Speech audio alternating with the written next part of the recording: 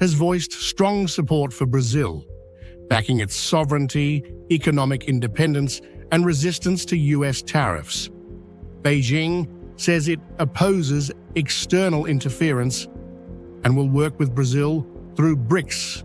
It was more than just another diplomatic phone call. When Brazilian President Luiz Inácio Lula da Silva and Chinese President Xi Jinping spoke for an hour this Monday, the conversation carried the weight of shifting global power, escalating tariff battles, and a shared vision for the Global South's economic future. In a world where traditional trade routes are under siege from protectionist policies, the two leaders weren't just exchanging pleasantries, they were quietly mapping out a new axis of influence, one that stretches from São Paulo's coffee ports to Beijing's financial centers.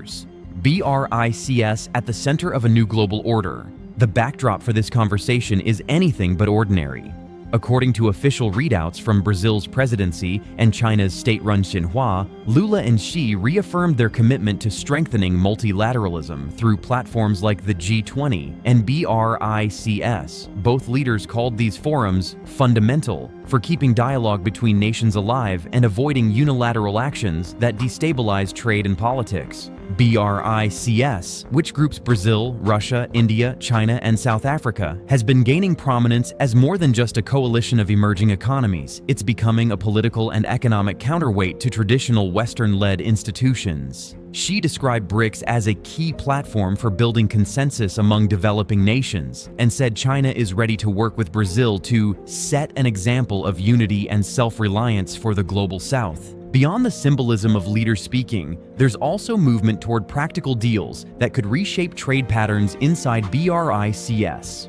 According to reports from Beijing and Brasilia, teams are already discussing a potential joint investment framework that would allow member nations to fund each other's infrastructure projects without relying on Western lenders. For Brazil, that could mean Chinese capital flowing into green energy ports and agribusiness logistics. For China, it could secure stable food and raw material supplies from Brazil at predictable prices, bypassing volatile global markets. Analysts note that such arrangements, while modest at first, could gradually erode the influence of institutions like the World Bank in these regions. This is not yet a formal policy, but the momentum suggests both Lula and Xi see mutual benefit in moving from talk to tangible cooperation, especially if U.S. tariffs remain in place, forcing them to diversify faster than planned. Tariffs as the catalyst for deeper cooperation.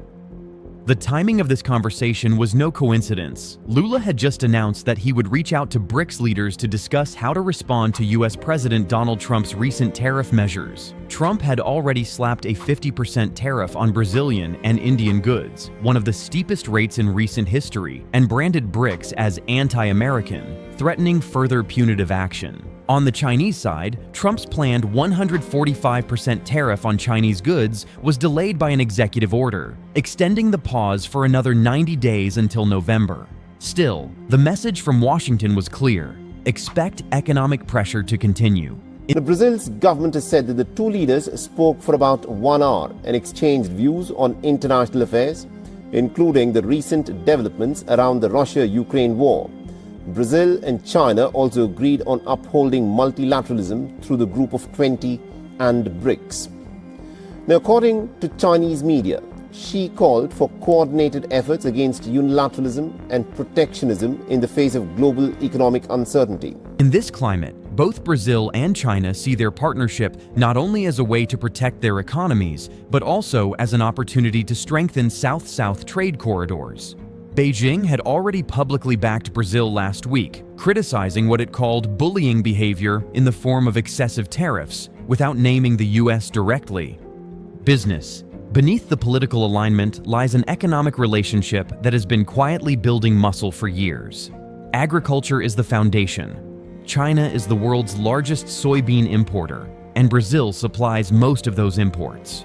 In 2025 alone, China purchased 76.6% of Brazil's soybean exports, along with 44% of its oil shipments and 35% of its copper. These aren't just commodities, they're strategic assets. Soybeans are essential to China's livestock industry, Brazilian oil fuels manufacturing and transportation, and copper is vital for green energy technologies.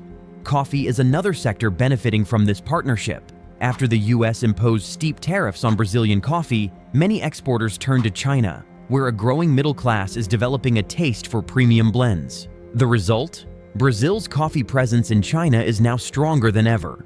Infrastructure, trade flows are one thing, but moving those goods efficiently is another. Here's where China's infrastructure investments in Brazil become crucial. The Santos Guarujá Tunnel project, bid for by China Communications Construction Company, will improve access to Latin America's busiest port. The Port of Açu, owned by China Merchants Group, is another strategic asset that strengthens Brazil's export capacity. Beyond ports, Chinese companies are embedded in Brazil's energy and transport sectors. State Grid is expanding the national power transmission network, while CRRC is building metro trains in São Paulo from its Araraquara factory. These projects don't just boost Brazil's domestic economy, they make the country's role as a commodities hub even more efficient and globally competitive. Moving beyond the dollar, one of the less visible but more transformative changes in this relationship is the RMB-BRL trade settlement agreement, signed in 2023. By allowing direct transactions between the Chinese yuan and the Brazilian real, the deal reduces dependency on the US dollar. This saves money, cuts transaction times, and reduces exposure to currency volatility tied to the dollar. This fits neatly into BRICS' wider goal of de-dollarizing trade among its members and with other global South nations. In 2025, Brazil recorded a $20 billion trade surplus, with China proof that the arrangement is paying off, expanding into technology and green energy. The China-Brazil relationship is no longer limited to raw materials. Technology and green energy have become major pillars. Huawei and ByteDance are building data centers in Brazil to support the country's digital transformation. On the renewable energy front, BYD's electric vehicle plant in Bahia and Goldwind's wind turbine manufacturing facilities are accelerating Latin America's shift toward clean energy. Chinese President Xi Jinping and Brazilian President Luiz Inácio Lula da Silva have discussed trade opportunities in light of heavy U.S. tariffs on both countries. The two spoke for an hour by phone on Monday, according to Chinese media and Brazil's presidential office. Both China and Brazil are members of the BRICS group of nations, and Xi and Lula reportedly discussed the role of the organization in tackling steep tariffs imposed by U.S. President Donald Trump. These moves have a dual purpose. They create new jobs and industries in Brazil while securing markets for Chinese technology and green products. High-level diplomacy. While economics dominated the call, Lula and Xi didn't ignore broader global concerns. They discussed climate change, the Ukraine conflict, and the importance of finding political solutions to global crises rather than prolonging them. Lula emphasized China's role in ensuring the success of COP30, the major climate conference Brazil will host in Belém this November. For Xi, this was a chance to frame the partnership as not just transactional, but as part of a global Vision 1, where major developing nations work together to shape international policy on climate, security, and sustainable growth. The India connection. Recently, Lula held a similar conversation with Indian Prime Minister Narendra Modi. Like Xi, Modi discussed the fallout from Trump's tariffs and reiterated his commitment to deepening the India-Brazil strategic partnership in trade, energy, technology, defense, and health. Lula noted that Brazil and India are so far the two most affected countries by the U.S. tariffs. He confirmed plans to visit India early next year, with Vice President Geraldo Alckmin scheduled to travel to New Delhi in October to prepare for the visit and attend a trade monitoring meeting. These engagements show that Lula's strategy isn't limited to China. He's building a broader coalition within BRICS to counterbalance U.S. trade pressure. Risks on the horizon. Despite the momentum, there are challenges ahead. Brazil's heavy reliance on China for soybean exports could become a vulnerability if Beijing achieves its goal of boosting domestic production by 75% by 2033. Geopolitical tensions could flare, and shifts in Brazil's internal politics might affect trade policy. Currency volatility is another ongoing risk, even with the RMB-BRL settlement mechanism in place. Both nations are aware of these risks and are working to diversify. Brazil is expanding its copper, lithium, and beef exports, while infrastructure contracts, such as CRRC's long-term metro deals, provide economic stability. Financial tools like local currency bonds and currency swaps are being used to hedge against market shocks. BRICS as a blueprint for the future. What's emerging from these conversations is a model for how large developing nations can collaborate in a world increasingly divided by trade barriers.